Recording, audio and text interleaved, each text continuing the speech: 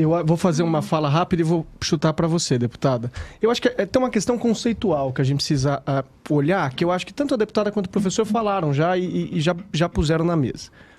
O Brasil tributa mais dos pobres. Ponto. Isso é número, é matemática. Não há muito debate sobre isso, né? Quando você pega, vou dar 2 exemplos simples. Quando você pega os 10% mais pobres no Brasil, eles comprometem cerca de 1/3 da renda com tributos. Os 10% mais ricos do Brasil comprometem cerca de 1/5 da renda com tributos, né? Porque a gente tributa consumo mais do que propriedade e renda. Quem tem propriedade e renda são os mais ricos. E os que consomem mais, ou seja, que usam a maior parte da sua riqueza comprando produtos, são os mais pobres, que não conseguem guardar dinheiro, não tem poupança e tal. Muito bem. Por que isso é importante? Porque como é que você corrige um sistema que é, como a gente diz tecnicamente, regressivo? Pelo gasto. É o que o professor Scaff estava dizendo. Quer dizer, tudo bem, já que eu cobro mais dos pobres, como é que eu corrijo isso? Botando um pedaço desse dinheiro de volta nos pobres. E aí, quando o Brasil entra em ciclos recessivos, essa correção do sistema acaba. Porque o Brasil passa a gastar menos. Corta dinheiro de programa social, corta dinheiro de infraestrutura que gera emprego, corta dinheiro disso e daquilo, né? O debate no Brasil, quando a gente entra em crise, é de cortar custo.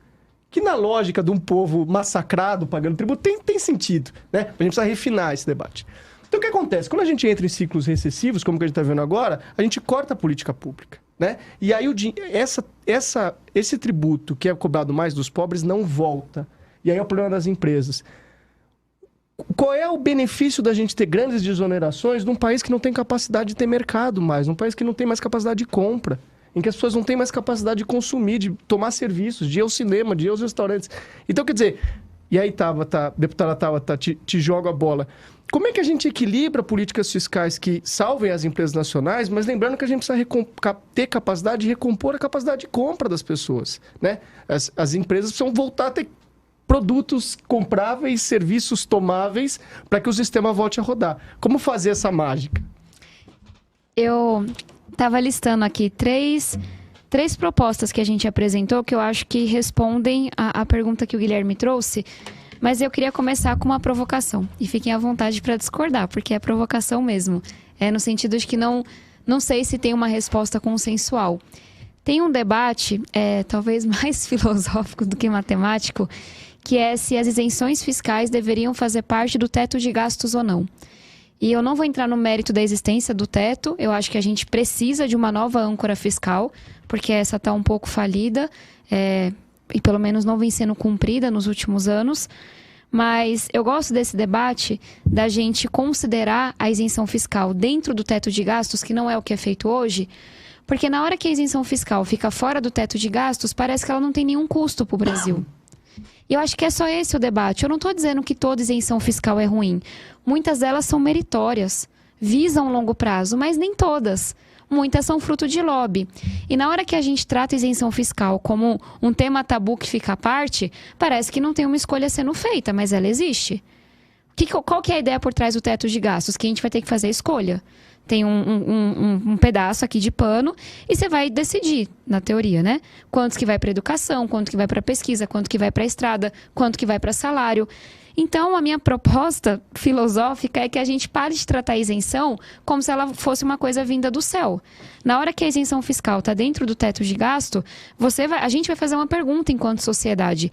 É melhor essa isenção ou esse recurso na educação? É melhor essa outra isenção ou esse recurso em saneamento básico? Porque hoje essa pergunta ela não é feita. Mesmo se o Brasil voltar atrás de algumas isenções, isso não vai abrir margem para investimento. Hoje não está no teto? Não está no teto. Interessante. E essa é a interpretação das conversas que eu já tive da maioria dos economistas, inclusive que não deveria estar. E é por isso que eu falei, pode ser que muita gente discorde de mim. Mas eu só quero evidenciar que tem uma escolha que está sendo feita por nós. Mesmo que a gente volte atrás de uma isenção fiscal e fale, olha, não faz sentido mais privilegiar esse setor ou beneficiar esse setor, não é um recurso que a gente teria para investimento. Então, esse é um tema. E aí, de forma muito prática, acho que a grande pergunta por trás da reforma tributária é quem está pagando.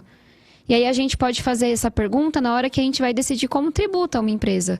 Inclusive, uma das nossas propostas é justamente fazer essa discussão sobre taxação de lucros e dividendos, de renda, aumentar a tabela do imposto de renda, para que você possa reduzir a taxação, a tributação de salários, por exemplo. A pergunta não é empresas versus o resto da sociedade. É dentro da empresa onde que a gente vai tributar. Tem uma outra que eu listei aqui, que também é uma proposta que a gente colocou na mesa no Congresso, que é, vamos aumentar a taxação dentro da tabela do imposto de renda e diminuir sobre o consumo. De novo, não é só aumentar de um lado, vamos tirar daqui e vamos colocar aqui. A gente consegue ter um desenho completamente diferente, com a mesma cobrança média, com o mesmo tamanho. E aí, obviamente, eu sou presidente da bancada que defende a renda mínima. Desses idealistas que acham que a renda mínima é uma pauta que pode nos unir da esquerda à direita, porque eu acho que ela é mesmo, por várias razões. E aí também uma outra proposta é que ganhos que venham de mudanças tributárias sejam direcionados para a educação, sejam direcionados para um projeto de renda mínima. Mas já falei demais aqui, estou ansiosa para ouvir vocês.